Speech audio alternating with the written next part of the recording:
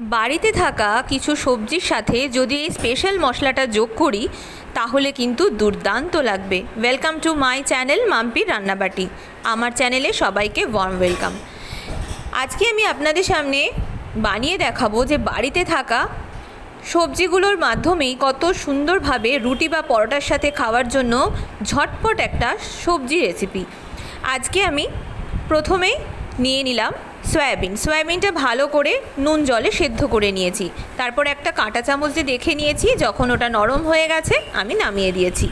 এরপরে দিয়েছি কড়াইতে রিফাইন্ড অয়েল 3 থেকে 4 বড় চামচ দিতে হবে, একটু তেল বেশি লাগবে। আর 2টো শুকনো লঙ্কা মাঝ বরাবর ফাটিয়ে দেবেন, আর 1 চামচ গোটা জিরে দিয়ে দেবেন। এরপরে ফোড়নের গন্ধ বের হতে শুরু করলে এর মধ্যে আমি একে একে সমস্ত সবজিগুলো দিয়ে দেব। শেষ অবধি দেখতে থাকুন। দুর্দান্ত কিছু টিপস অ্যান্ড ট্রিক্স দিয়েছি, যেটা অ্যাপ্লাই করলে কিন্তু দারুণ লাগবে এবং হোটেলের মতোই সবজি রেসিপি হয়ে যাবে। এরপরে দিয়েছি আলু তো আমাদের সবার বাড়িতেই থাকে, আলুটা সেদ্ধ করে নিই। তারপরে দিয়ে দিয়েছি বিনস, তারপরে দিয়েছি পটল। প্রথমে এই 3টে দিয়ে ভালো করে নাড়াচাড়া করে নেব। আপনাদের বাড়িতে যা যা সবজি আছে আপনারা তাই দিতে পারেন, গাজর, ফুলকপি, ঢ্যাঁড়স সব দিতে পারেন, দেখবেন দারুণ এটা টেস্ট হবে।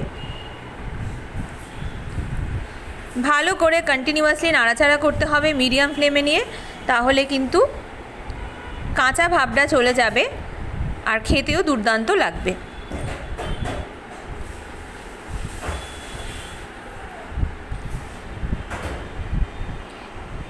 এরপরে বাকি আলুটাও দিয়ে দিলাম।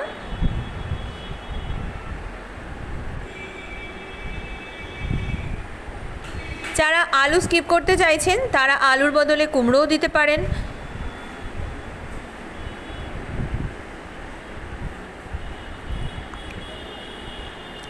দেখুন, আলু, পটল, বিনস এগুলো ভাজার পরে কিন্তু অনেকটা লালচে ভাব ধারণ করেছে, তার মানে হচ্ছে এগুলো আমার অলমোস্ট ভাজা কমপ্লিটেড।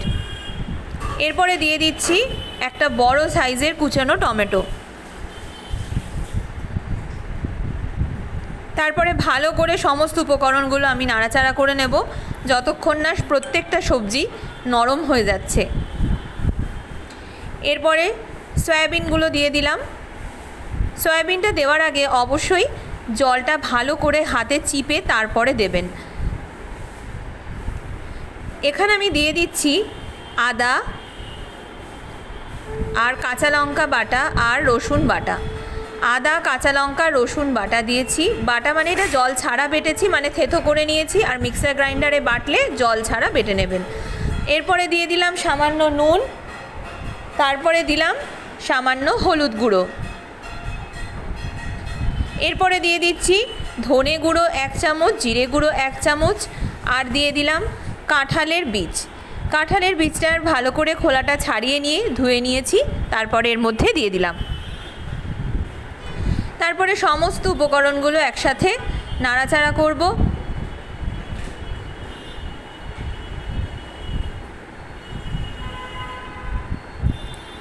যতক্ষণ না এটা ভালো করে ফ্রাই হচ্ছে ততক্ষণ অবধি কিন্তু মিডিয়াম ফ্লেমে দিয়ে আমাদের নাড়াচাড়া করতে হবে।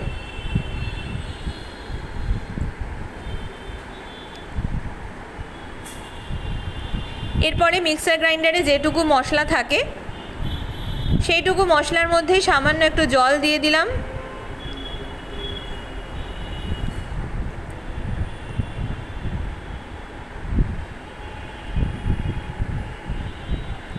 তারপরে ঢাকা দিয়ে দেব 5 থেকে 10 মিনিটের জন্য। এরপরে ঢাকাটা খুলে নিচ্ছি। দেখুন কতটা জল বেরিয়েছে সবজি থেকে, তার মানে কিন্তু আমার অলমোস্ট সবজিগুলো কিন্তু সেদ্ধ হয়ে গেছে। তাই এটা এখন লো ফ্লেমে দিয়ে আমাকে ভালো করে আরও সেদ্ধ করতে হবে।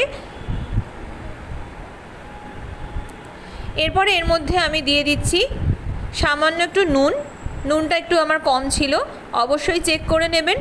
আর দিয়ে দিয়েছি সবজি মশলা। এই সবজি মশলাটাই কিন্তু আপনার এই সবজিটার স্বাদ অনেক গুণ বাড়িয়ে দেবে। ব্যাস, এরপরে আমি এটাকে নামিয়ে সার্ভ করে দেবো। আশা করি আজকের রেসিপিটা আপনাদের ভালো লেগেছে।